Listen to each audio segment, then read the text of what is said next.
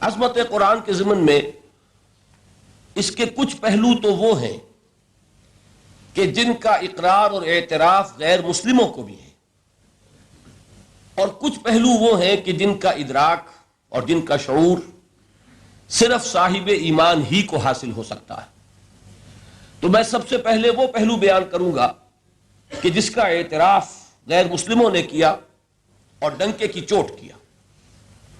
پہلی بات یہ کہ پوری دنیا میں یہ حقیقت مسلم ہے کہ جتنی بھی کتابوں کے بارے میں یہ خیال ہے کہ وہ آسمانی ہیں، الہامی ہیں، یا جتنی کتابوں نے خود دعویٰ کیا ہے کہ وہ اس کائنات کے خالق کے کلام پر مشتمل ہیں، ان میں سے صرف ایک کتاب ہے قرآن مجید، جس کی انٹیگریٹی، اوتھینٹسٹی، اس پر قطعاً کوئی حرف آج تک نہیں رکھا جا سکا۔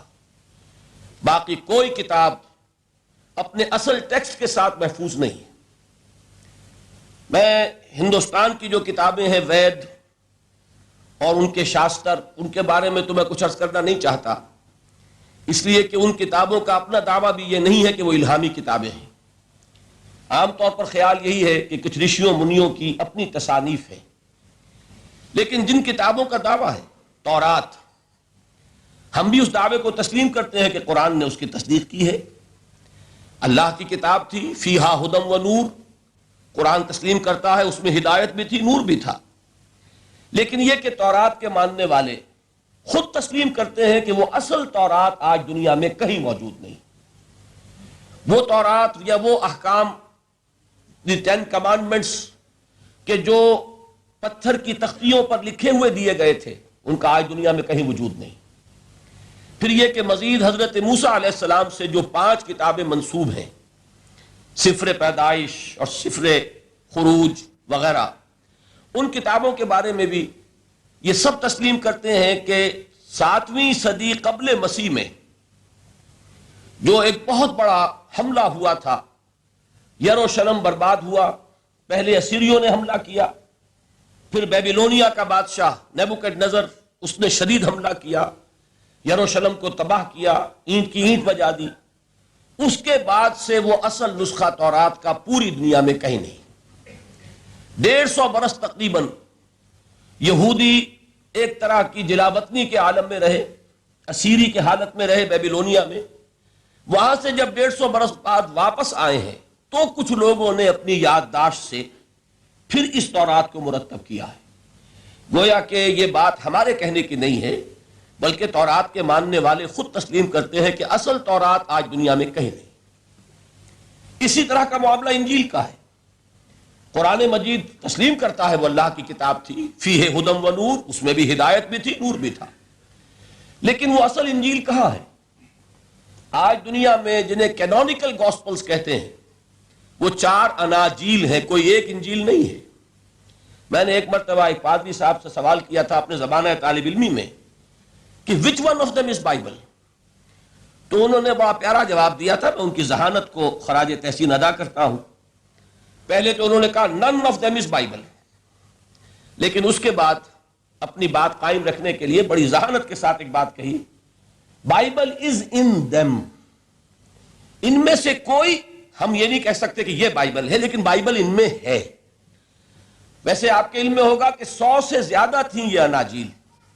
کہ جن میں انتخاب کیا گیا تھا، تقریباً 302 میں غالباً وہ نیکیا کی یہ کاؤنسل ہوئی تھی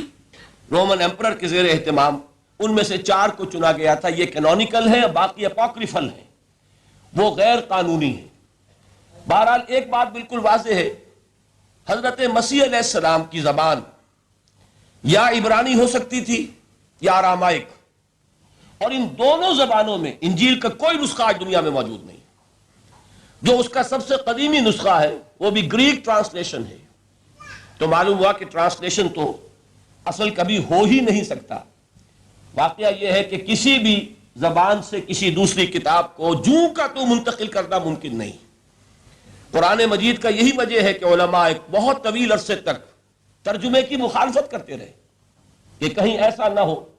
کہ اگر لوگوں کی توجہ تراجم کی طرف ہو جائے تو اصل ٹیکسٹ کی طرف سے توجہ ہٹ جائے۔ لہذا آپ کے شاید علم میں ہو کہ جب پہلی مرتبہ ہندوستان میں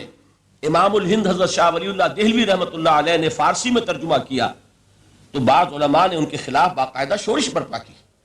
کہ آپ نے ایک غلط کام کیا ہے، قرآن مجید کا ترجمہ نہیں ہونا چاہیے، اس لیے کہ ترجمہ اصل نہیں ہوتا۔ آپ یقین کے ساتھ کبھی نہیں کہہ سکتے کہ آپ نے ایک زبان کے مفہوم کو دوسری زبان میں جوں کا توں ادا کر دیا۔ بہرحال ان دونوں کتابوں کے بارے میں ان کے اپنے ماننے والے اس بات کا اعتراف کرتے ہیں کہ وہ اصل کتابیں کہیں نہیں، اور دنیا میں سب نے تسلیم کیا ہے کہ قرآن واحد کتاب ہے، یعنی وہ یہ نہ مانے کہ یہ اللہ کا کلام ہے،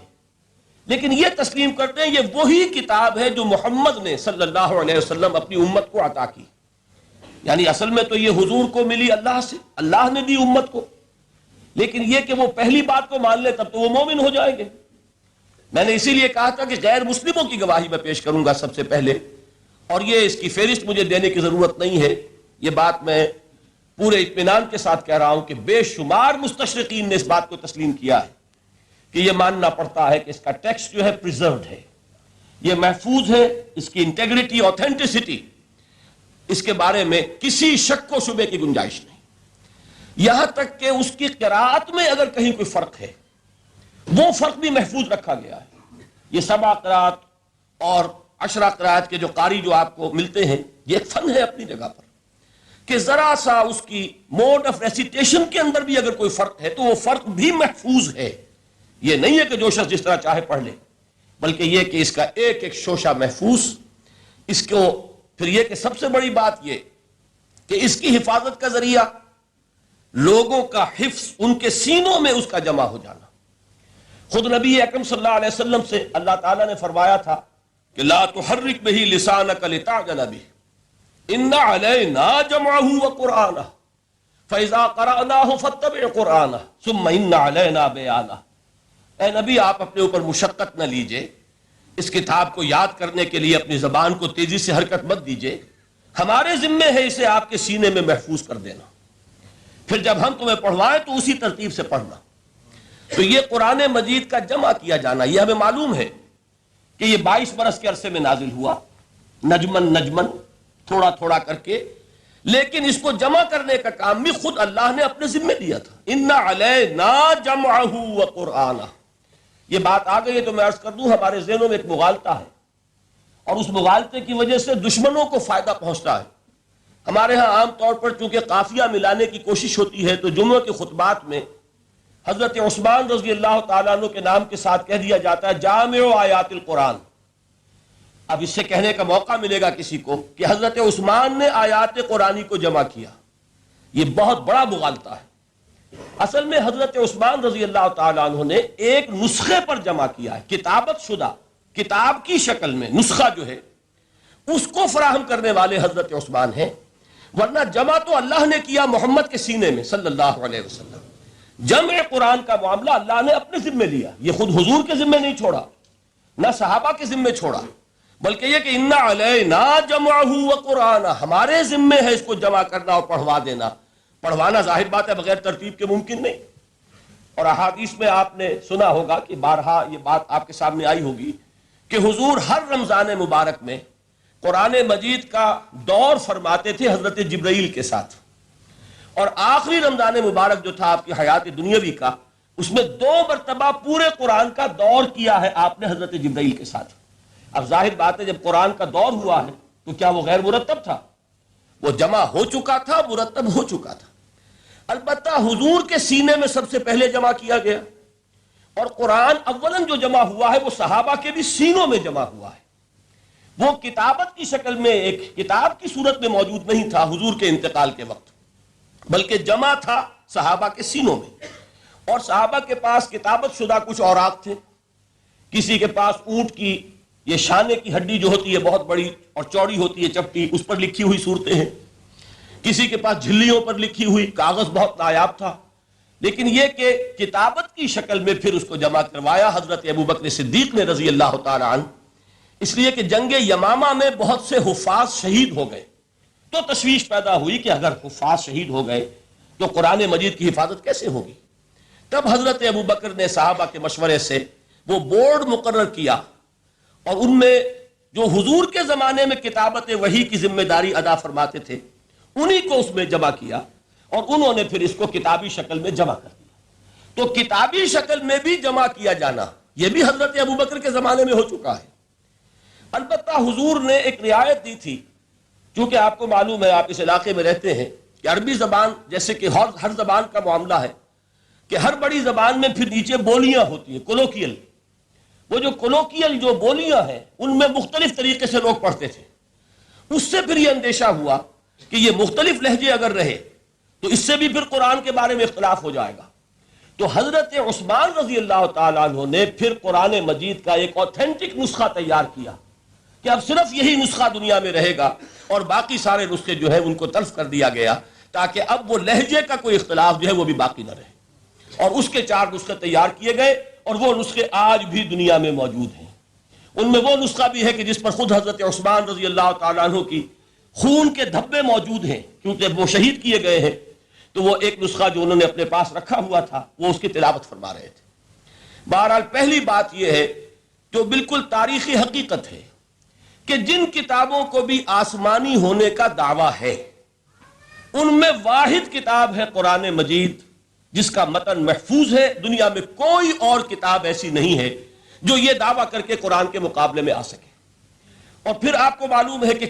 کتنے بڑے پیمانے پر پوری امت میں اس حفاظت قرآن کے عمل میں حفاظ حصہ لے رہے ہیں، لکھوکھا حفاظ موجود ہیں۔ بعض ممالک میں آپ کو 8-8 10-10 برس کے بچے جو ہیں وہ حافظ مل جائیں گے۔ کوئی دنیا میں اور کتاب نہیں ہے کہ جس کے حافظ موجود ہوں۔ بڑے بڑے علماء کی تصحیح کر دیتے ہیں 8-8 سال کے بچے کہ یہ آپ غلط پڑھ رہے ہیں۔ اس طریقے سے ایک ایک شوشہ جو ہے وہ محفوظ کر لیا گیا ہے۔ تو یہ بات جو ہے یہ قرآن مجید کی عظمت اور فضیلت کے ضمن میں پہلی حقیقت ہے کہ جسے ہمیں سامنے رکھنا چاہیے، اور اس حقیقت کے ادراک و شعور کے لیے قرآن پر ایمان لازم نہیں ہے، بلکہ یہ وہ بات ہے کہ جس کا اعتراف ہر شخص کرے گا، خواہ وہ قرآن کو اللہ کا کلام مانتا ہو یا نہ مانتا۔